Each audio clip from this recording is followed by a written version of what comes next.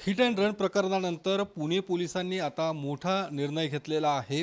दारू पिऊन जर वाहन चालवलं तर त्याचं लायसन थेट रद्द केलं जाणार आहे आणि कायमस्वरूपी हे लायसन रद्द असणार आहे।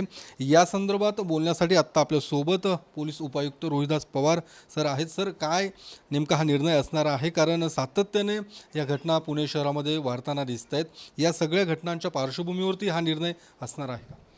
आपण सध्या जे अपघात होत आहे किंवा रॅश ड्रायव्हिंग किंवा ड्रंक अँड ड्राईव्हचे जे प्रकार होतात त्याबाबत आपण आठवड्यामध्ये किमान 3 ते 4 दिवस शहरामधील वेगवेगळ्या भागामध्ये स्पॉटला आपण तो ड्राईव्ह राबवत आहेत। यावर्षी जवळपास 1684 व्यक्तीवर आपण ड्रंक अँड ड्राईव्हची कारवाई केलेली आहे 185 MV ॲक्टप्रमाणे। आणि जे ड्रंक अँड ड्राईव्ह करतात त्याचे लायसन्स रिव्होक करण्याचे किंवा सस्पेंड करण्याचे पॉवर्स RTOला आहेत। त्यामुळे आम्ही ह्या सर्वांचे प्रस्ताव RTOला सादर केलेले आहेत आणि त्याचे प्रस्ताव मिनिमम 3 महिन्यासाठी निलंबित होणार आहेत। आणि जर याच्यानंतर परत त्यांनी काही असा ऑफेन्स जर केला तर कायमस्वरूपीही त्याचं लायसन्स रद्द होऊ शकतं। आपण असं किती प्रस्ताव की किती लायसन असे आहे की जे RTOकडे पाठवले, जे रद्द करण्यासंदर्भातले मागणी केली? आपल्याकडे 1684 आहे टोटल।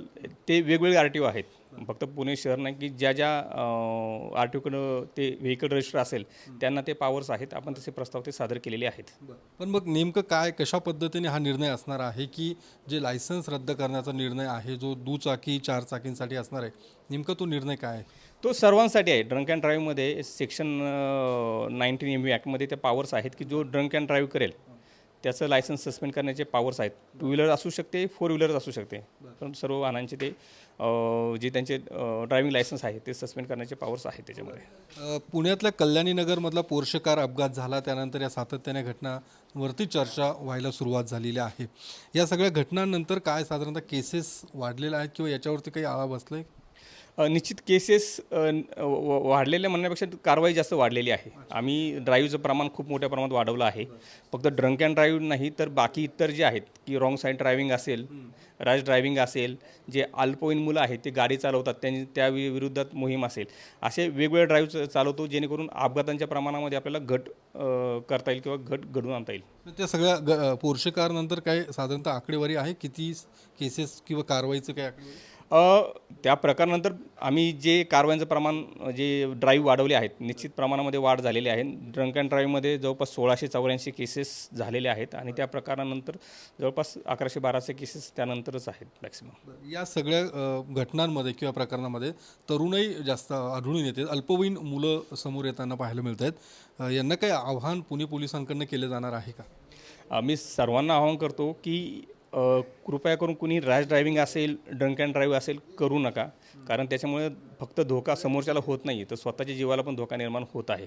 त्यामुळं जे ट्रॅफिकचे नियम आहे ते पाळा। 2 व्हीलर्सवाले जे आहेत त्यांनी हेल्मेटचा वापर करा, कारण जेवढे ॲक्सिडेंट होत आहे त्याच्यामध्ये 54% ॲक्सिडेंट हे 2 व्हीलरचे आहेत किंवा फेटलचं प्रमाण 2 व्हीलरचं प्रमाण 54% आहेत आणि मॅक्सिमम जे अपघात आहे ते हेड इंजुरीमुळे आहेत। त्यामुळे जरी एखादा चुकून अपघात जरी झाला तरी हेल्मेट जर घातलं तर निश्चित जीवितहानी वाचवता येईल। धन्यवाद सर। कॅमेरामन प्रसादसह मी योगेश बोरसे, TV9 मराठी, पुणे।